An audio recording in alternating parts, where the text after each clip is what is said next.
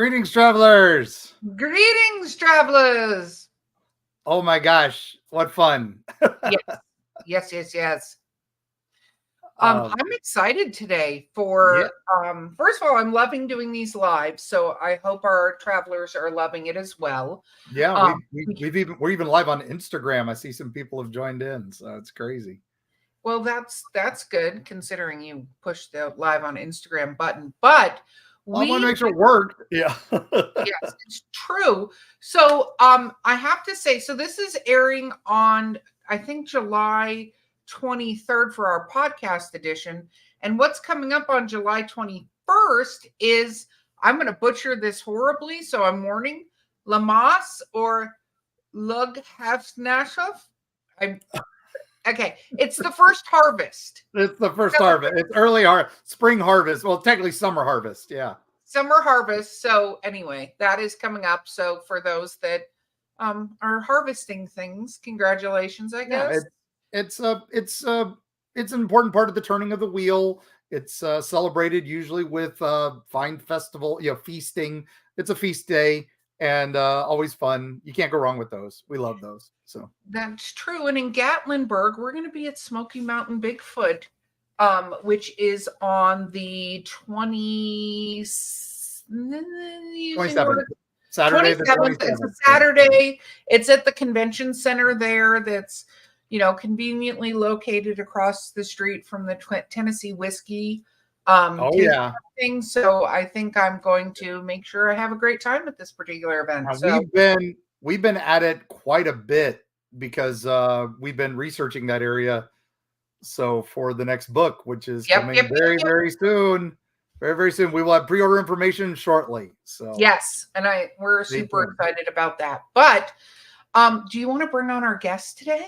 Yeah, because what we decided that here we are, we're in Jinkies July, and we have been talking with a bunch of spooky people who are into all the spooky things, and we've also brought on a lot of paranormal experts, and we have a guy who's done it all here, and I'm excited to bring him on. And that is JC Creachbaum. Oh my gosh, here he is. Yay, from Night Dreams Talk Radio, right? That's right. Network, yes. Yeah, yes. And you've got your own show on there. I've been on it a couple times. Excited to have you here with us, which is completely different. Yeah, excited to be here. I've known Mark. We've rubbed elbows over many venues over the years, I guess you could say. Yeah, I mean, my gosh, Monster Fest and 100 other conventions and stuff. So but you let's tell, since Erica doesn't know you yet. Yeah, no, this is my first time meeting you. I like that Mark's like, I've met and hung out with him 5 billion times. I'm like, cool. The rest of us haven't. So how about we hear a little bit about you, JC? Okay, well,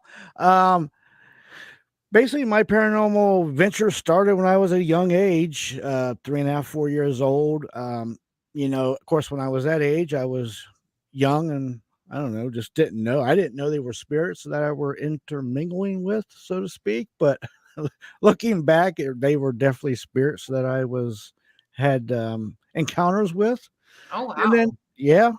And then all through my life, I've tried to, when you get the awkward age, puberty and teens, I didn't want to be worried about spirits and things. And you try to block that stuff off, but eventually it comes to a head, and that's, that's kind of what happened with me. And then I channeled it. You get to a point where you either got to grab the bull by the horns, so to speak, or get run over. So I just thought, you know what, I'm going to try to do what I can do and learn what I can learn, and channel that into helping people with some paranormal problems over the years. And I've did a lot of investigating and helping people with problems and just all of it. That's awesome. That is really exciting. And then there's a program that you are the producer of, right? Yes, Night Dreams Talk Radio. I've been the producer of that for, I don't know, 5.5 years. And then my show is also on the network, JC the Hitman Show on Night Dreams Talk Radio. And we can bring a lot of great guests on. And I really, really enjoy it. Very Yeah, cool. Well, let's since you brought this up, 3 years old. So let's talk about what happened when you were 3. Yeah, I think it was about 3.5, somewhere in that. But um, so every day I would play with this little Native American Indian boy outside. Every day in the summertime, because when I grew up, your mom was like, you go outside and play all day. It was different time. It was, Yeah. you know, you know, so but my mom, she'd always cook something for lunch, and she'd say, lunch is ready, and I would say, would you make something for my friend? And she said, well, you know what friend you talking about? But anyway, parents think you imaginary friends. To me, it was a real flush of, I could see him. It was, we were playing together, Wow. and then I would ask him, hey, you want to come in and have a sandwich with me? He would always say, no, I don't want to come in your house. This went on for a while, and I asked him, I said, why won't you ever come in my house? He said, I'm scared of the mean old man in there. And he was right. There was like an old man in there that I would see, but I didn't know no better. I didn't know there shouldn't be a mean old man in my house, but that was another spirit I was intermingling with. And Wow. yeah, looking back at exactly what it was, but I didn't know that. I couldn't connect these dots, but so it came to kind of a head one day. I had just gotten this new Spider-Man comic book, and I went upstairs to show my mom. And then I had to go back. I was going to go back downstairs, and standing at the head of the stairway was this angry old man, but was really a spirit. yeah, And Oh, yeah, so now I've got to get by him to get downstairs, but he's standing like just scowling at me. You know what I mean? Like, oh. yeah. So I'm like, I got to get by this guy. So I'm gingerly walking. I try to like scamper by him, and I feel two hands on my back, and down them steps I went, head over heels. oh, Um, that's not good. no, that was horrible.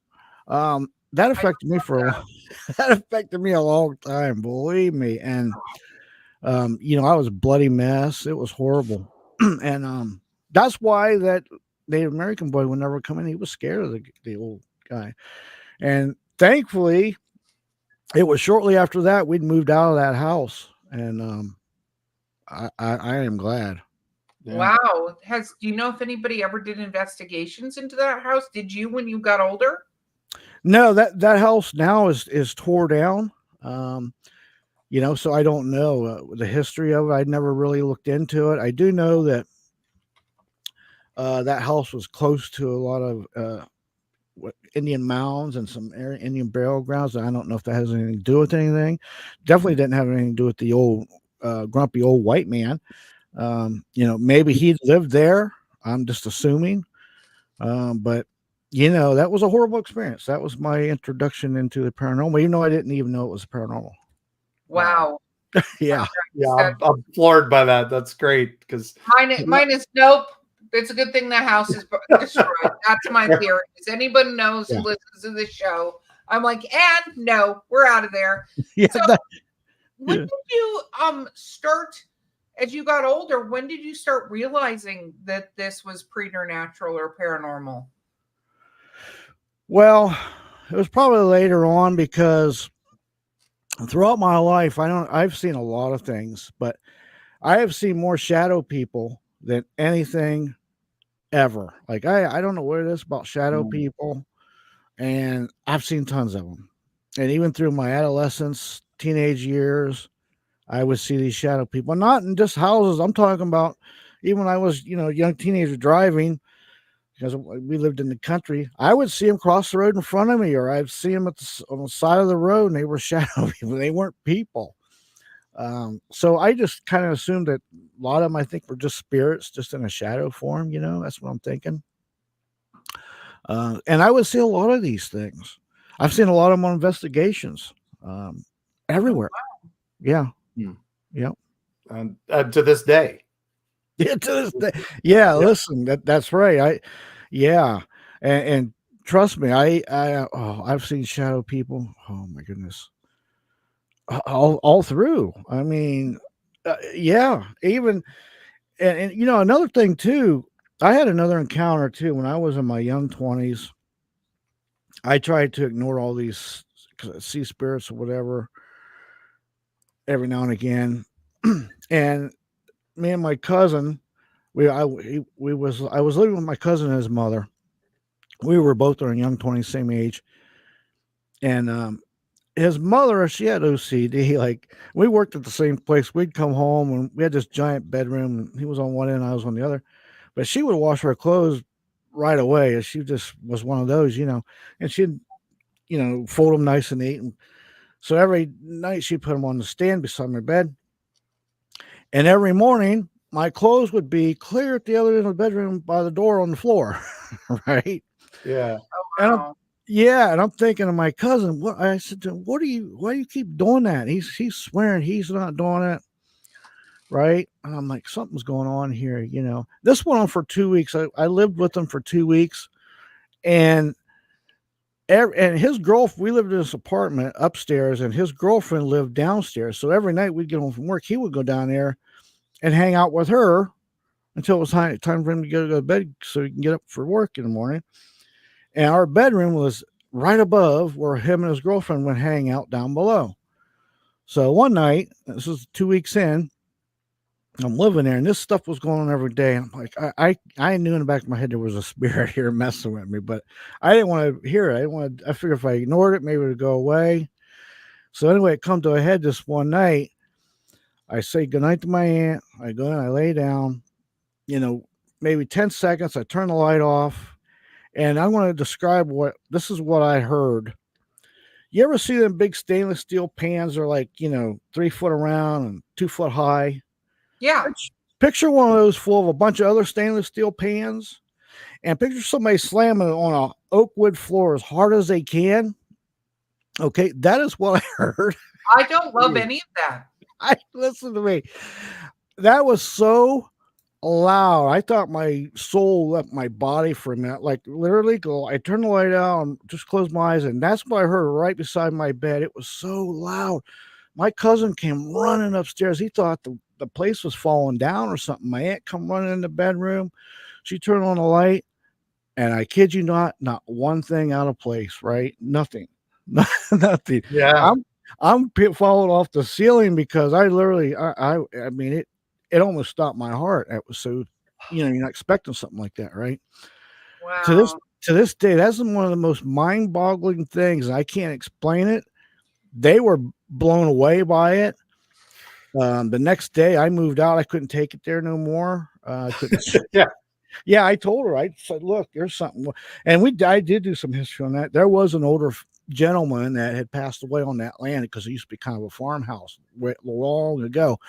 And he was still hanging out there. And for some reason, I don't know if he sensed that I could maybe feel or see some spirits once in a while. And he wanted my attention, but I was at that age. I didn't be bothered. And I tell you what, I've never experienced anything like that before. That, like, something that creates that loud a noise, and it sounded just like I described. Stainless steel pans slammed on a floor, and not one thing out of place. Nothing. Yeah, we had that happen at the old haunted attraction I used to run. That was a haunted house, and one day I woke up and I swore it sounded like something had crashed through the whole place, and we went through every inch of the place. It was like middle of the night. We went through every inch of the place, and there was nothing. But when 3 people heard it, it sounded like a train wreck, and it was like, nope, nothing. So yeah, that is mind-boggling. That sticks with me. That had to be almost 35 years ago. It was like the ones you don't forget. No. Yeah. Well, okay, so we did have a quick question from Instagram from Chelsea Burton, which was she just said, I always got the impression shadow people were sinister or warning of something sinister when I've seen them. So yeah, do you have any feeling like that when you see them, or is it like a omen, or just? Well, let me explain it to you. Like, in my world, so none of this can be proven. There's opinions, but I'm just saying, in my world, in my whole lifetime of 50 plus years, I've kind of categorized them in 3 categories. Maybe it's kind of some of them are interdimensional, Some of them are what I call real evil incarnate, and some of them are human spirits that's just the form maybe they couldn't take, or that's the way they show up. Most of them I've come across is been human spirits. Second most have been the real evil ones, and then the interdimensional things. But that's in my world. But everybody has their own experiences or whatever. Yeah, it's preternatural stuff we don't understand yet. We don't, and you can't even prove it. But you know what you're experiencing. And the thing is with these shadow people, I have seen them. Not just alone, but I've had other people with me that have seen the exact same thing that I have. So either we're all hallucinating the same time, the same thing, or there's something to it. Yep. And well, it's interesting because I think that when you're talking about quote unquote shadow people, let's describe that for a second. Because I mean, yes, it's obvious you can go, well, it looks like a shadow, but they talk about Hat Man. And that the Hat Man is a shadow person with red eyes, but it looks like he has the outline of a particular kind of hat, right, that he's wearing. When you see shadow people, do they generally just look like shadows, or are they a dark shape? Do they have form to them? Like, what are we talking about when we say shadow people? Well, whenever I see them, yeah, they have shape, they have form. Most of them that I have seen, they look like a person. I mean, really, you can't see details, but it looks like a person. It would look like a regular person if you had a light behind them, shadow on the wall. But I see them, but I've seen them like walking across the road. I've seen them all over. Now, these ones you described with a hat and the red eyes, that kind of borderlines between the real evil incarnate sometimes, most of the times, and then some that is kind of maybe interdimensional. But either way, they're kind of. One of them kind of observes a little bit, but the other one, they do a lot of nefarious things, cause a lot of problems. So what is, other than, of course, as a small child being pushed down a flight of stairs, which is terrifying in itself, what has been your scariest encounter that you truly feel was, and I know the clanging, that was very loud and stuff, but what was something that literally scared you? There's been so much. I've seen a lot of things. More shocking and scaring. The thing that probably scared me most was at being that child, feeling that in my back going down head over heels. Because it led up to, because he was standing at that top of the stairs, and the anxiety had built so bad because I had to make a dash by him to get downstairs, and that was horrible. And then he gave me the coup de grace, so to speak, with the push. And it was like, it was so hard for me to go back down them steps afterwards. Like, that was really hard. It was scary. That was rough. That was probably the scariest, honestly. I've learned to overcome being scared. I get shocked. Like when them pans hit, I was so shocked that I thought my heart was going to stop, and I've seen, now I've been with 3 people one time, and witnessed something that kind of manifested inside a glass bookcase that we witnessed. And we weren't drinking or on drugs. It was just one of those things. It was one of those things. I think the evil spirit was trying to distract us because we were trying to get rid of it. And they will do whatever they can to distract you, to throw you off your game. They don't want to leave, and I think it was like a parlor trick, so to speak. Yeah, Nope. Erica, I was waiting for the nope. Yeah, Erica's done. And I would be out. I don't care, parlor trick or not. I'd be like, you may burn this place to the ground. We will be out. You've also done. I mean, you're like me. You don't just do ghosts. I mean, that's you do a little bit of everything. You've talked Bigfoot. You've gone UFO hunting, I think, if I recall. UFO hunting. How do you hunt UFOs? Out of curiosity. Well, more or less, just watch the sky.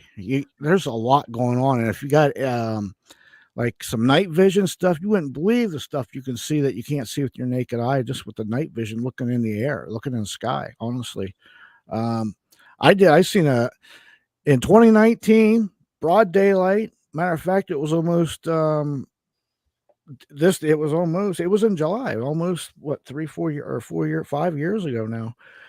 Well, I only live a couple blocks up the street from a store. I thought, let me, get out, get some exercise. Let me walk up to the store.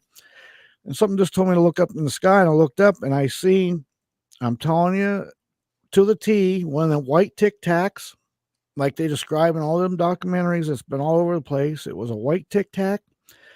It was going along.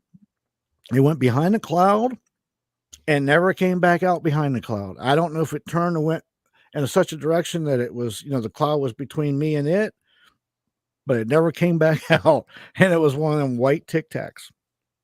Wow. Yeah. Those are, we talked to the lady who recorded that, with the Navy pilot who got the Tic Tac video. We talked to her at Encounter Quest over in other side of North Carolina, and she was incredible. And when we talked to a couple of our contacts in the intelligence community about her, all they would say is, yes, she's credible. Yes, she's credible. That's all they would say. I was like, well, do you have any comments about the footage? She's credible. Yeah, yeah, that's right. And those documentaries where they show that recreation of the Tic Tac, that is what I saw. It was weird. I gotta tell you, it was weird.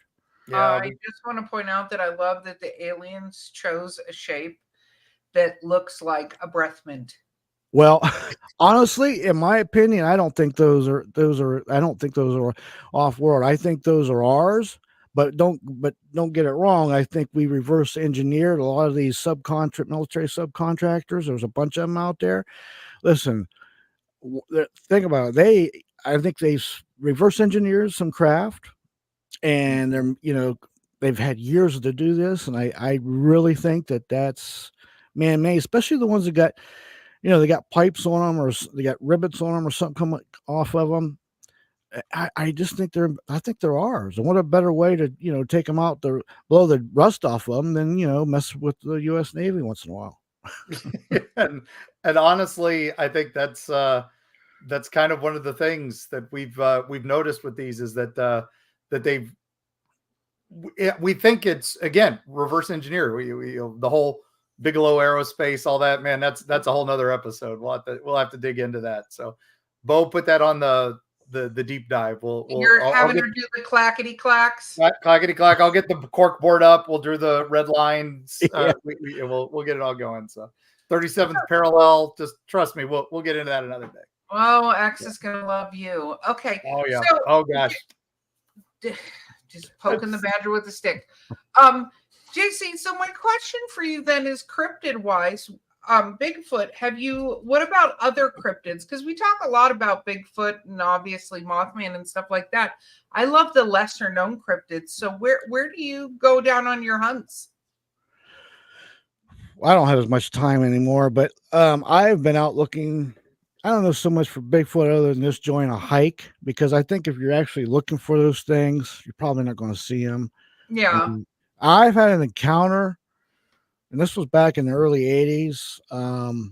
I've told this before on our regular show, but there's not much to it, really. There was 4 of us. I think we were like juniors in high school. We were out enjoying some beverages, and we're in the middle of nowhere because, I'm sure you know where Salt Fork is, between there and where country is in the middle of nowhere. And this was like 2:00 in the morning, and back in the, I don't know, early to mid 80s. And we're on the side of this mountain, pretty much little mountain on a dirt road. We thought we'd pull over and take a little break and get some air, so to speak. Mm-hmm. And there's a little bit of like, and we're overlooking this pasture field down below this little mountain we're on. We're the road's kind of on the side of it. And it's a cow field. There's the closest farm is probably half mile away, and it's Amish. There's nothing but Amish out there. It's probably the closest one. And in the middle of this field is probably a 300-year-old oak tree. Huge. You ever see a 300-year-old oak tree? Like, they're wide. Like, you can't even get your arms around them. And so anyway, we're sitting there doing our thing, and we're overlooking this, and it's kind of like misting. And every once in a while, lightning would light up that field. It's not like lightning would strike, but wherever the lightning was, it would light up that field a little bit. Well, the one time it lit it up, And what we saw was probably 8 foot, 3.5 feet wide, either naked, hairy Amishman in the middle of a lightning storm by a 300-year-old oak tree, or maybe it was a Bigfoot. I don't know. All I know is we seen it.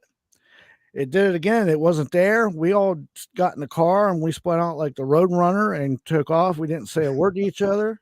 We haven't mentioned it since. I haven't seen any of those, but we quit hanging out and everything. It was so weird. It was a weird event. And I look back at it all the time, and it's hard for me to even digest. Could that be a Bigfoot? Because Bigfoot wasn't even on my mind. I didn't know what, back then I thought they were all out west, really.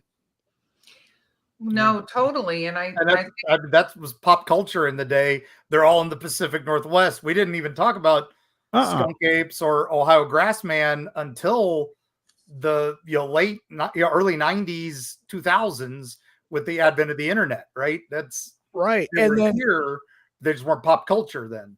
Yeah, and it was a couple years after that before Don Keating, a local researcher here, his stuff started, coming to surface in the newspapers and stuff. But that was hard to that was so strange to see that, you know what I mean? And then I've had a couple other, like back in 94, and close to the same area, there were a lot of sightings. People saying they're seeing this and that. And I was like, I told my dad, I said, you know what? I'm going to go out in these woods. I'm going to find out what's going on. So I went out there. I'm out there about a day and a half, and I start hearing these ungodly noises. And that was a lot of the reports of hearing all these crazy, unheard of noises. Couldn't, pinpoint it to what this was.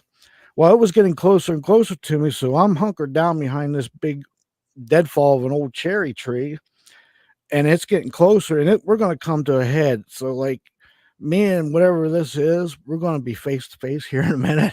so I'm buckling up for what's coming, because the noises were just undescribable.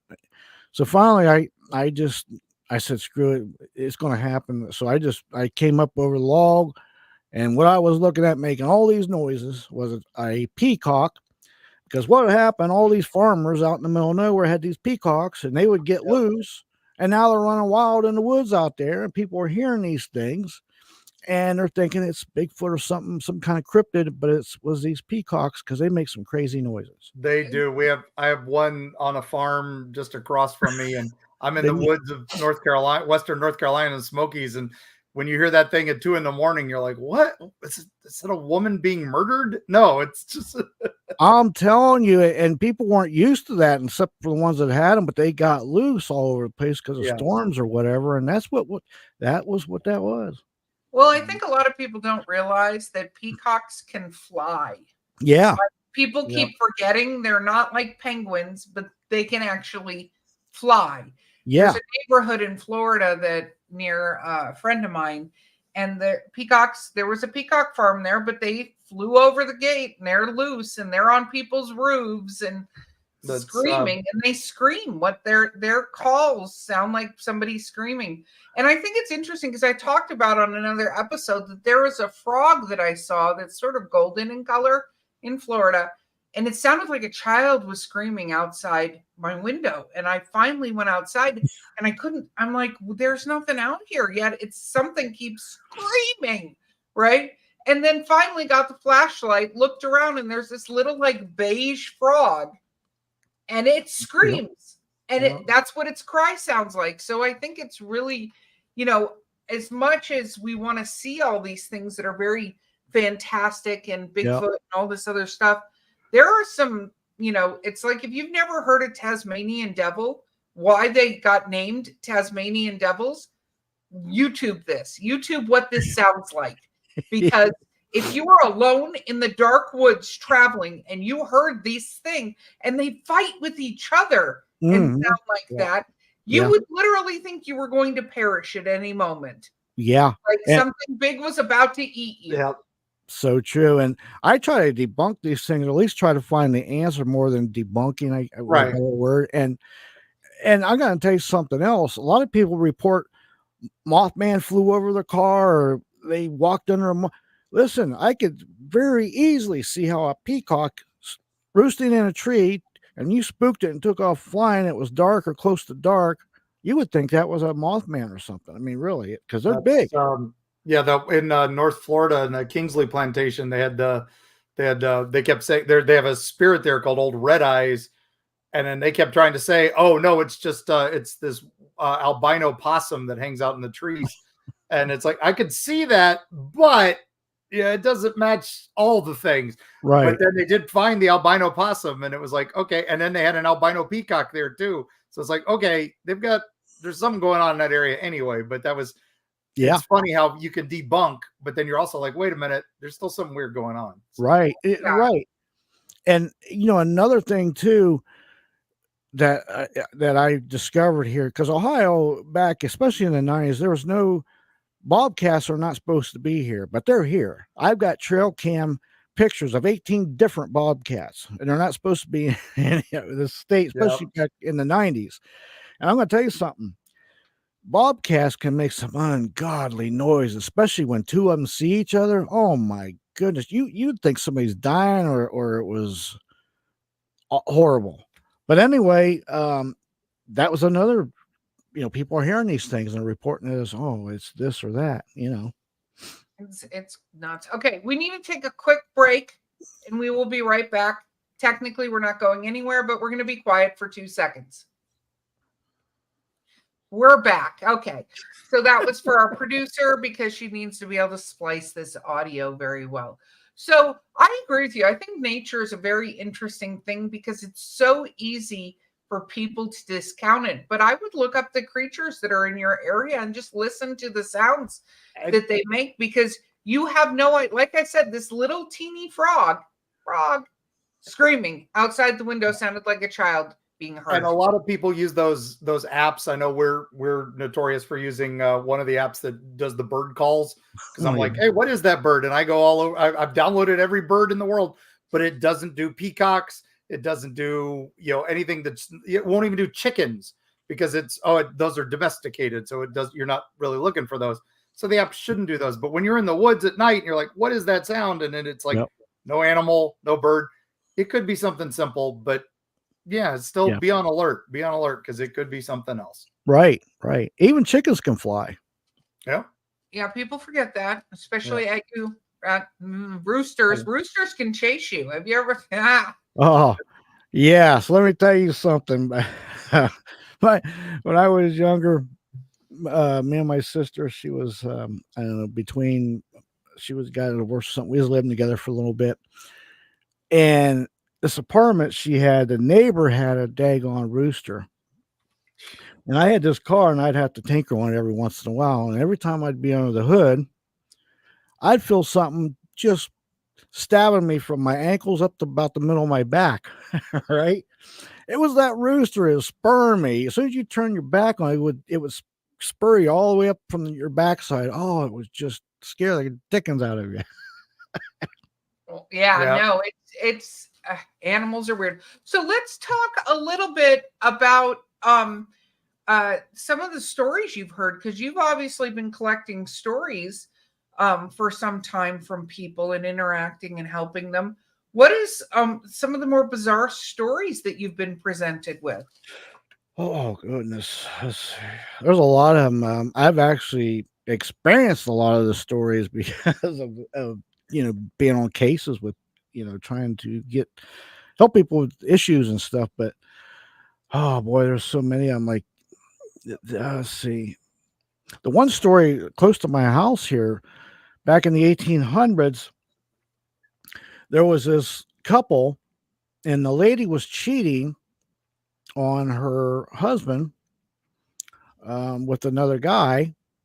And so anyway, the lady found out, and she poisoned the lady, and she ended up killing her. So then she ended up burying her, and she got her relatives to help burying her.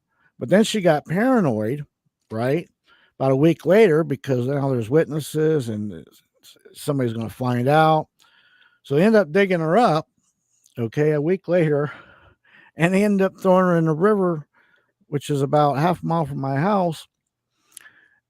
And ever since then, every now and again, people have seen a wet looking, real bad looking lady standing by the road by the river every once in a while.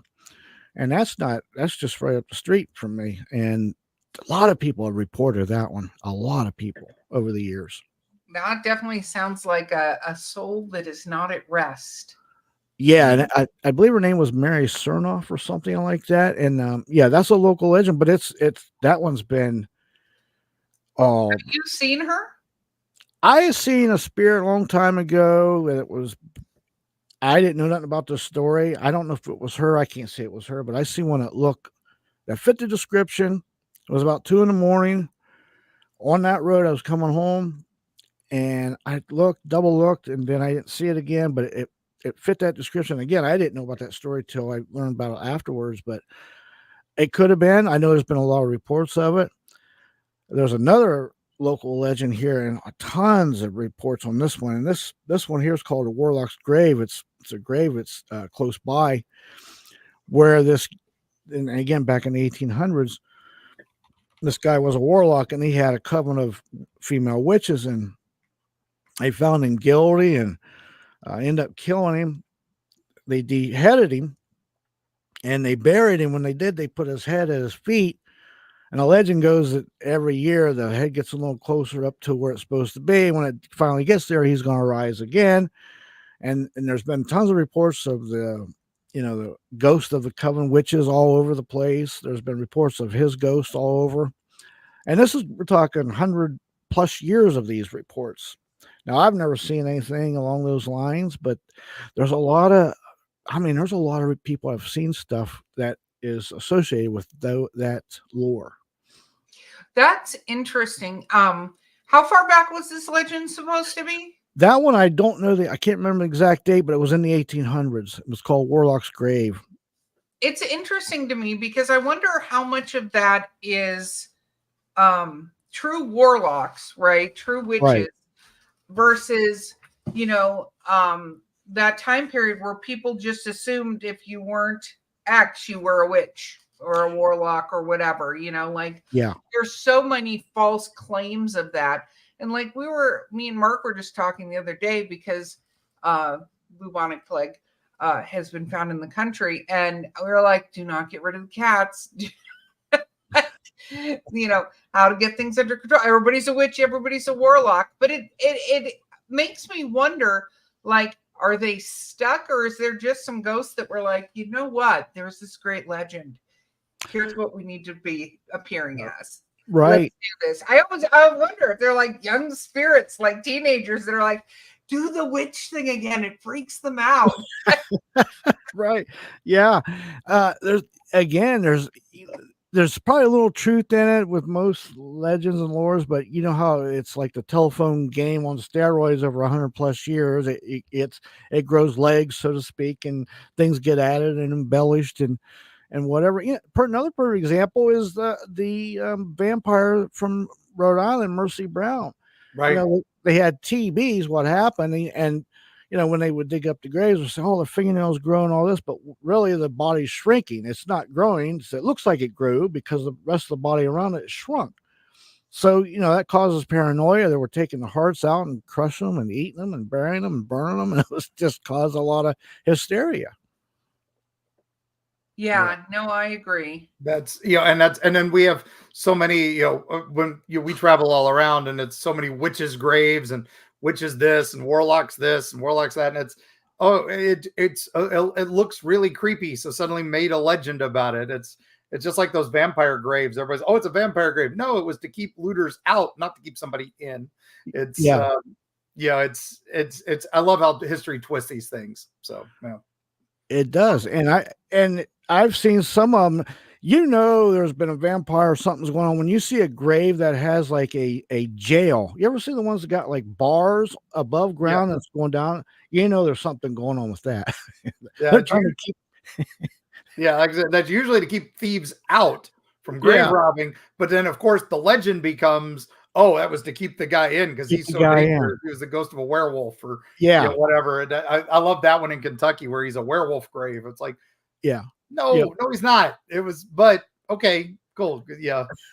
Because his name's Talbot which means, of course, Yeah. it has to be the werewolf from Wolfman. Yeah, his first name was Lawrence too. Yeah, exactly, right. And but then we do get the real stuff too, because there is, the odd stuff too. But man, okay, so you've been doing your show a long time, and you've had who's been some of your favorite people you've had a chance to interview? I've had a lot of well-known guests, great guests. Some of the great guests aren't maybe necessarily well-known, but I've enjoyed all of them. I mean, I don't know. I've had Dave Schrader on, a lot of people you see on a lot of these TV shows. I've had Sean Austin on recently, Lori Johnson, Patty Negri. She's been on the show. A few of the ghost hunters, the more better famous ones on the shows there. I don't know what's the Alvis guy's been on my show. Marston's been on my show. Nice. Keith Johnson's been on. Just a whole wide range of some people come on. This week I've got Andrew Bashago. He's known as a time traveling lawyer. Yeah, he ran for president. I voted for him. Yeah, 2016 he did. Yeah. Yeah, he got one vote in Florida. That was me, gang, because I wasn't voting for anybody else. I'm like, this guy's a time traveler. He gets my vote. Right. Yeah. And we're going to be talking about missing people, and is there a cryptid connection with some of the missing people? Nice. Love him. So tell him I said hi, and he got my vote in Florida. I'll let him know. Well, so what is it? This is something we don't talk about a huge amount, but what is it like for you to do debunking? Me and Mark, one of our things is there's stuff we absolutely can't prove one way or the other, but like the moment SpaceX launches everything, we get 80 million emails with pictures of this, UFO, and we have to go, that's SpaceX. That's oh my gosh, Starlink. Yeah. That's what I'm meaning to say. And so we have to say that. So we always ask our travelers now, can you, before you send us that video of that, UFO that you just saw, could you look to see if Starlink may be launched? Because that's probably it. Right. But what is it like for you doing debunking? Because for a lot of people, these things are really real, but then you have to go, well, here is the trail cam of the bobcats that are fighting in your backyard. Yeah. And that's the thing. And I've always said, if somebody wants to see Bigfoot, they're going to see him.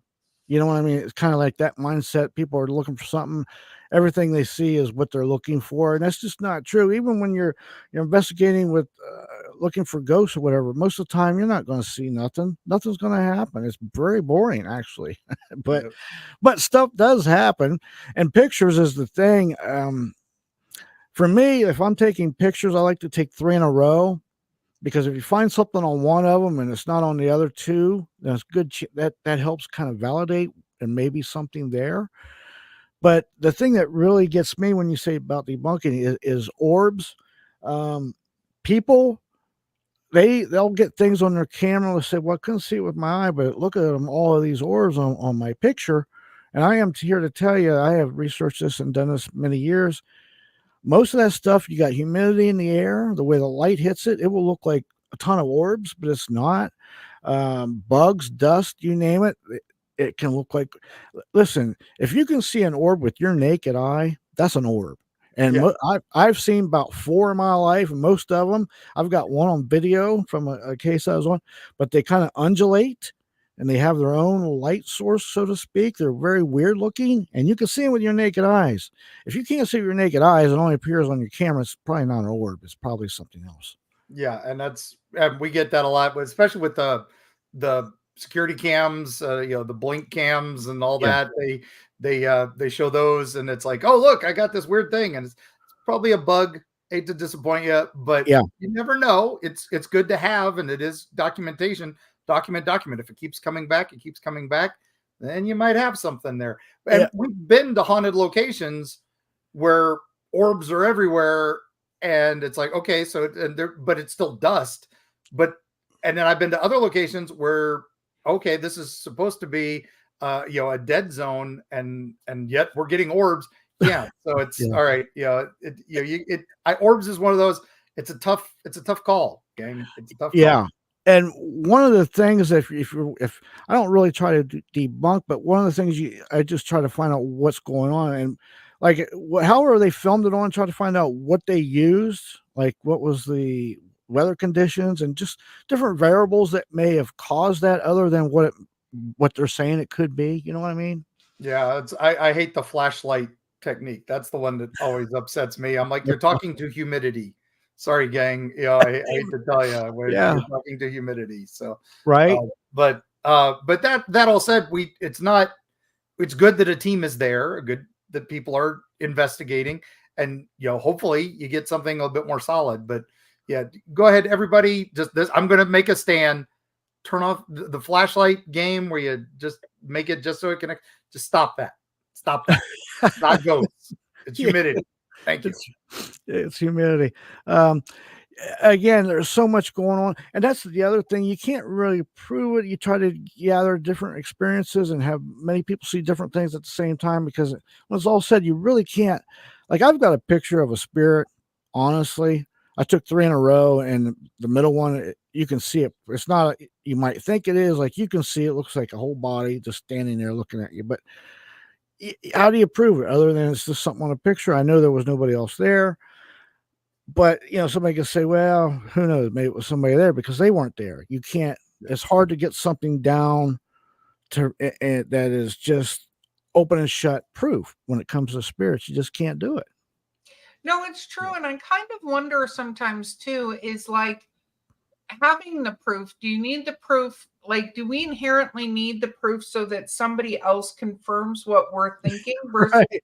being willing to just accept what we're thinking? Because, if we accept what we're thinking and have it be real for us that happened, it's kind of interesting where the line becomes, I need to have this thing, because it's also like the flashlight thing is whether or not they're getting yes or no's, but what conversation are you having exactly? Like, what are you trying to resolve with this conversation you're trying to have with a ghost? Like, right. does it work like that? Like, do you need to because you're trying to help them, whatever? Are you able to do that? Like, or are you just trying to understand, maybe while they're haunting the place, as if they couldn't lie to you to begin with? That's a good point. I say the whole time. And here's the other thing. Like, I don't need proof for anything. And that's the thing. And people, the thing with the paranormal that I have found, people get addicted to it. Okay. They get addicted to the thrills of it. Me, I can walk away from it. I'm good for the rest of my life. I'm okay. But people don't. They get addicted to it and they watch these shows, and then they do things. And next thing you know, they've invited something into their life unbeknownst to them. And listen, talking to spirits, whether it be on a spirit box or a Ouija board or whatever it is, even if it's unbeknownst to what you're doing, you are inviting them into your life. You are opening up a line of communication. And like you just brought up a good point. There's no golden rule that says that these spirits have to be honest with you. Not at all. No. Okay. So, yeah, they could lie and say, yes, I'm your Aunt Bertha. I miss you and all that. And you know dang well it's not. It's something just waiting to pounce on you or cause a lot of mischief in your life. It's true, because the other thing is we don't know how these things are able to access information and what information are they able to access. Like, because they're not, it seems like they're not as much on the physical plane, from just my own personal observation as well. How do they get information? Are you thinking about the fact you want to contact Aunt Bertha? And then it goes, hey, how you doing? And, Yeah. Right. And here's the other thing. Ghosts don't have vocal cords, so how are they leaving EVPs? Yeah. That's another one of those that Right. To me, it's like the spirit box machine that just flips radio channels. I'm sorry, you're talking to radio channels. Yeah. And that's that's why I'm not a big fan of those either. I think And here's another question I've often asked. When people die, their spirits die, might come back, but granted, their clothes, and they may have some horrible fashion sense, but their clothes didn't die, so why are they even dressed? Right? Yeah. Oh, I've got that one explained. Ghost cosplay. Yep. She's They dress up whatever they want to. Erica's convinced, like, whenever it's a celebrity ghost, this building's haunted by Abraham Lincoln, this building's haunted by Marilyn Monroe or Babe Ruth or Al Capone. It's usually just some other ghost dressing like that famous person so that they get attention. Gotcha. Oh, Yeah. I hands down. If I become a ghost, I'm going to be the Marilyn Monroe of ghosts. I might be the Lady Gaga. I'll have to wait for her to pass. Like, I mean, if I'm going to do it, I'm going to do T Swift. That's who I'm going to be. I will spirit cosplay as Taylor Swift. Now, of course, I'm going to have to wait because she can't be alive at the time. But whenever if I'm a ghost, whenever that happens, that's going to be my goal. Because imagine the amount of attention and the amount of people who will come hunting for the Taylor Swift of ghosts. And I'm going to be like, look at me. Here I am. Yeah, you're going to get all the attention. Yeah, no, it's absolutely. I think it's a very interesting thing because I think there are legitimate experiences, but we're assuming that they play by the same rules that we're playing by. And I don't think that's accurate. I don't think they do play by the same rules. No.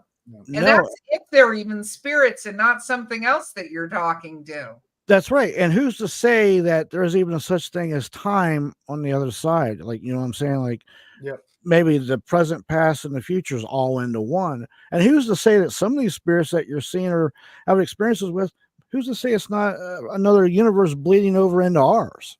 Right. That's a new prevailing theory. It's starting to take some traction. Is the whole parallel lines, and we're blurring over, and that's some of the things. So right, we just don't know. We don't know. Yeah, there's a whole math thing. Oh my gosh, I'm not going to talk about it right now, but there's a whole math thing where there's another universe where time's running backwards, and it makes scientific sense that it's doing that. And it's like, oh my gosh, I think that's something out of an old Red Dwarf episode. But I'm like, but that might explain some Mandela effects. It might explain some of these other things. And it's like, yeah. I'm telling you, Tom Cruise had glasses on. Don't get me started on that. That's a hill I'll die on. And then Dolly had braces in Moonraker, so we're good. Our Mandela effects. Oh, yeah. No, I've experienced one that really bothers me really bad because I lived it. And they're telling me it never existed. Oh, what's that one? Tell us, because this happened with the Challenger explosion. Because I remember exactly where I was when that got announced. Like, I can put myself in that classroom when that whole thing got announced. And now they're saying it was in 86, and for me it was in 84. And I'm not even kidding. Like, well, I can tell you it was in 86. That I know because I know right where I was when it happened. In your reality it was. Yeah, in my universe it was. You're right. Yeah. You're right. In my world it was 86. I know because where I was, and it was at my mom's house, and I know where she lived in 86, and that's where I was at the time visiting her, and that's when it happened. As I looked up, and there it was.